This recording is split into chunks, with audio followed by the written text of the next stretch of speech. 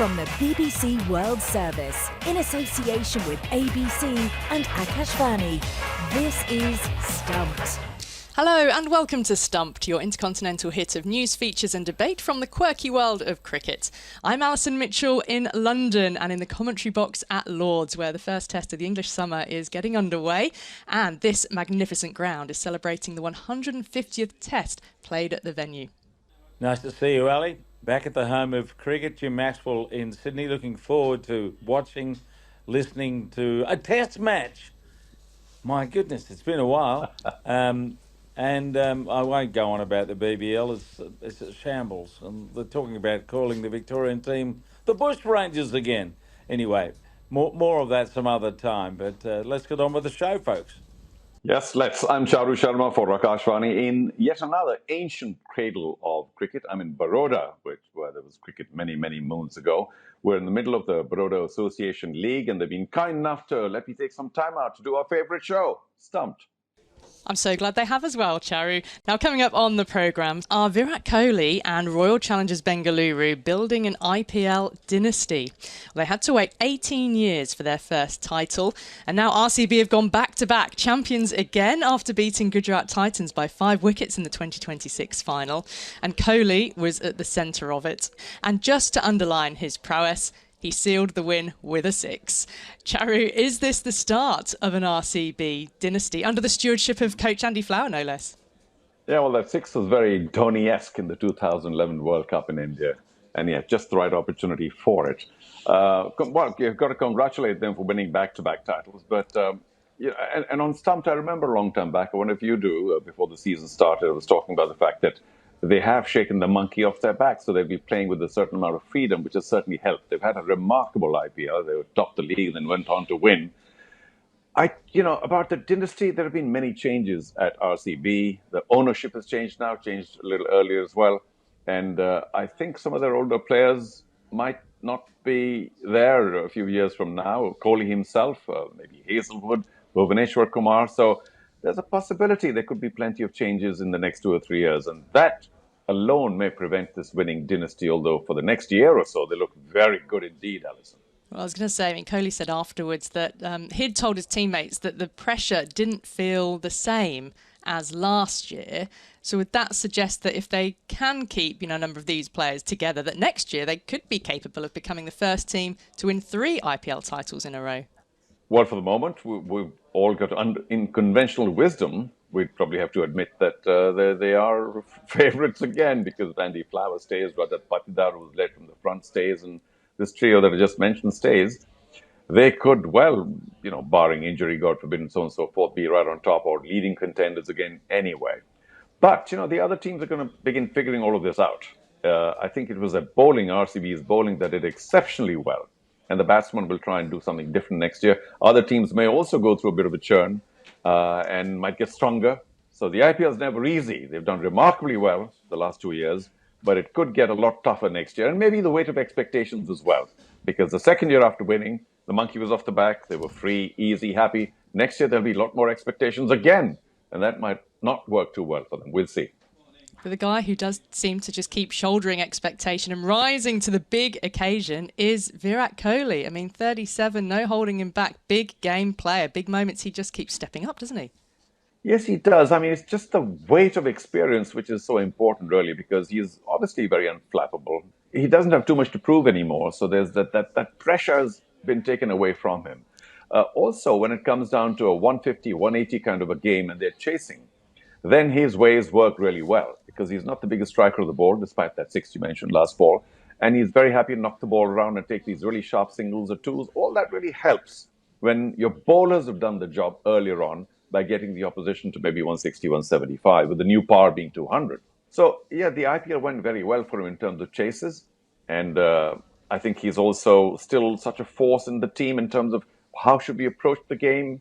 And just G's up everybody a lot, that's for sure. His energy is certainly helps the team as well. Very infectious. So there are many other areas that he brings to the game, apart from just his batting. There was some criticism earlier on, Alison, about his strike rate. I think he's paid some attention to that, because you can't argue with the strike rate in this year's IPL. Yeah, and Jim, he had to wait a long time for that first title, and national honours are one thing, but RCB in this team really does seem to mean a lot to him.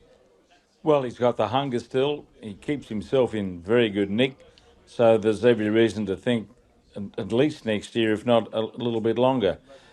I think for Kohli fans, and there must still be plenty of them, even though he's at the twilight of his career, I'll be loving every minute of this, and particularly the way he managed to produce the cameo, the innings that mattered to win a final. So, yeah, I think we're going to be seeing him around for a bit, and no doubt he'll have some ambition about making it three in a row, just as he will about playing any other cricket that is left in him. And the way he's going, it might be a few more years yet. I hope so. He's a great entertainer and a high quality competitor. So I think there's a lot of teams that'll be looking forward to the ongoing clash, the rivalry, because he's such an important person to get out, whatever game he's playing in. Yeah, and Charu, if we look at the IPL as a whole and RCB and sort of where they rank, I mean, 18 years now of IPL history. So where does this RCB side rank in terms of the best teams there's been so far? Yeah, Alison, with your permission, just before that, Kohli has already declared himself unfit for the next series that he was picked for. So I hope that, he's, despite the fact that he's obviously paying a lot of attention to his fitness, I hope he stays fit enough for what seems to be his near-term goal, which is the World Cup next year. Anyway, for Indians, we'll be hoping that he stays fit. About RCB, there was something quite almost invincible about the campaigns of Mumbai Indians, of CSK, and of KKR, even when they were winning all those trophies. I've got to admit that unless RCB win their third, and pretty quickly, if not on the trot, they don't seem to have the same level of respect yet, and as the other teams did. They've had two fabulous campaigns, without doubt. But in terms of the pantheon, I still think they're one title short. And once they get to three and quick enough, people will start talking about, wow, what a legacy. Right now, it's two, it's great, it's all related to Kohli, a little less to the team. But if others step up, and maybe Rajat Patidar, whom they'll certainly retain, seems to be the new Midas touch man, touches turns to gold. They do have the nucleus of a long-term successful campaign, but as a great team, maybe not yet. Well, CSK went back-to-back, didn't they? Mumbai Indians. Jim, let's talk about one of the new stars, though, the breakout kid of the tournament. Well, I mean, he already made his debut last year, hadn't he? Vaibhav Suryavanshi won a car this year for his performances in the IPL. He's not, though, in India's squad for the Test and ODIs they've got against Afghanistan this month. There has been a certain amount of clamour about getting him into the national side. But is that sensible to just leave him be for the moment, given he's 15? Probably. I sense that from his Red Ball experience in Ranji Trophy, there's a bit of a learning curve there, whichever way you want to describe it. And I don't think there's any need to be rushing him into the next level of cricket. But the masses, the media, everyone will be making noises about that as we speak, no doubt, because they want to see him on the bigger stage. Is he mature enough for that at this point? It's hard to know. You can overread the white ball T20 game a bit because you get someone dominating in this way, but he doesn't take many singles, I've noticed. He hits a lot of fours 72 and sixes. sixes in the IPL this year, which is Gosh. 29 more than the next person on the list. It's staggering, isn't it? But there is talk, Jim, that he could make the squad or could be included in the squad when India come to England in July for T20s and ODIs. I mean, that would be intriguing, wouldn't it, to see how he goes on English pitches if he does get that call up. I think there'll be a lot of people involved in the presentation of the game that would love to see a rising star such as him in that series, yes. So maybe that's the way to get him into it all and just quietly go about, unlike Tendulkar, who was playing Test cricket at about this age. So, yeah, just give it a bit of time and let's see how he settles into it, because it's a pretty strong emotional exercise apart from the adjustment from instantaneous, instinctive cricket to something that's allegedly a bit more measured. Talking of the tournament as a whole, and whether it perhaps should be a bit more measured, i.e. balance between bat and ball, Charu, Sachin Tendulkar has suggested a few reforms for the IPL, one of them being scrap the impact player rule, but also introducing a bowling power play. What do you make of some of the things that he came up with?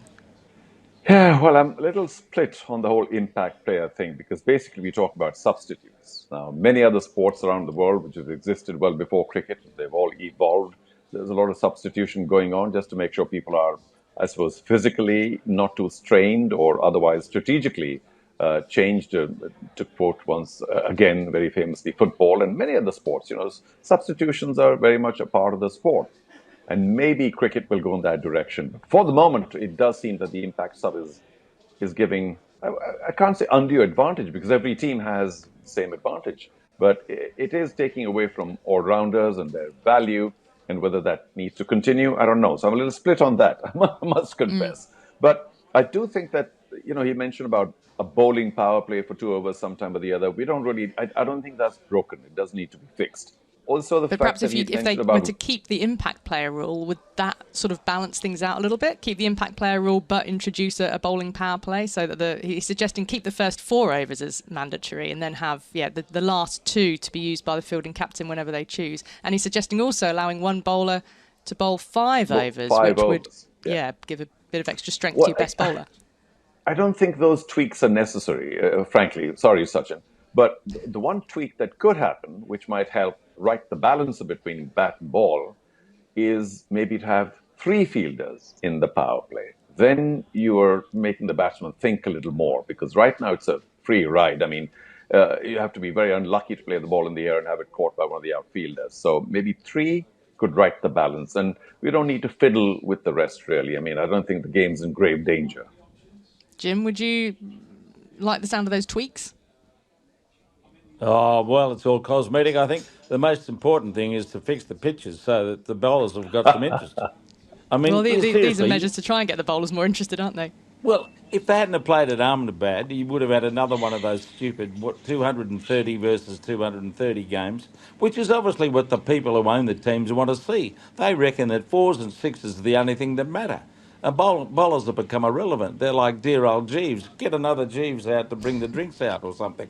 So I reckon the fans are going to die of boredom if they keep playing IPL like this. They've got to have pitches that give bowlers a bit more incentive to be in the game. It's a much better game when it's a contest. But I think that's lost on most of the peripheral people in cricket these days. All they want to see are 4s and 6s. Well, no, I'm right in the middle of the Baroda Premier League. And I must confess, for some reason or the other, the pitches are a little tricky. And the par scores around 145, 150. We're all enjoying the contest, even though there's a little bit of uneven bounce. But the players themselves, they're a little confused, I feel, the batsmen, because they've lost the art of, if not the big hits, then what?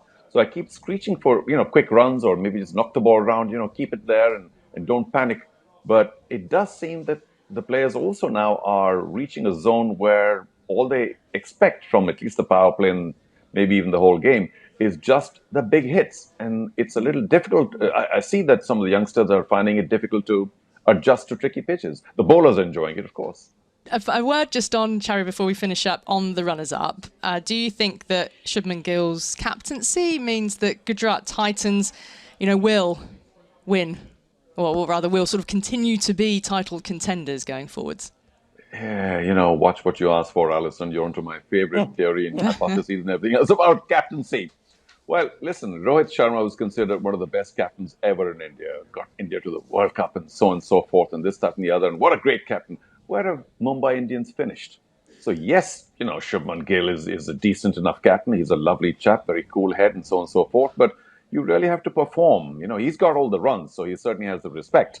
But the whole team has to perform. The bowlers didn't on that given day, and neither did the batsmen. So as captaincy material, because of his nature, because of his abilities as a cricketer, he'll always be considered a captain of various teams, India included later on.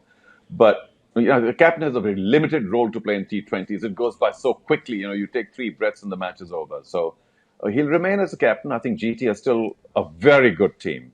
And it's a shame that they lost twice towards the end to RCB. Otherwise, we thought, having finished second in the league, that they would be the best competition for RCB. That turned out not to be. Not his fault, though, I think. Jim, how would you wrap up overall the 2026 IPL, the success that RCB have had, Kohli's season, Suryavanshi? They're going to have any more changes to the teams? Going to have more teams next year or just more games? Just more games from what I know, Jim, and perhaps a sort of a break between the seasons. So a couple of months earlier on, then a break, and then come back again later in the year to play. These are all plans, but they might get from 74 to 94, which is a legitimate home and away for 10 teams. So much more action. Yeah, I reckon they'll end up like those series on Netflix that are over about 8 or 9 seasons. So that they can, have a month off and come back and play again. Eventually, this is what we're going to be seeing in world cricket, an ongoing series of T20, because that's what someone wants it. I don't want it, but someone does. Yeah, other leagues will need to overlap, and probably international cricket will need to continue at some stage as well. But for the moment, yeah, the leagues are winning through, and the IPL certainly is. A final word on RCB. Did you see the winners' T-shirts they put on with the slogan, "One felt nice, we did it twice"? Well, I'm going to add to that. The fans now need, "One felt nice, we did it twice. Can RCB now do it thrice?" Well, that's all we've got time for on this week's Stumped on Akashvani. Don't forget to follow us on X. We're at BBCWS Sport and use the hashtag BBC Stumped. And check us out on YouTube by going to the BBC World Service YouTube channel. Thanks to Charu, Sharma and Jim Maxwell, and to all of you for listening. Speak to you soon. Bye-bye.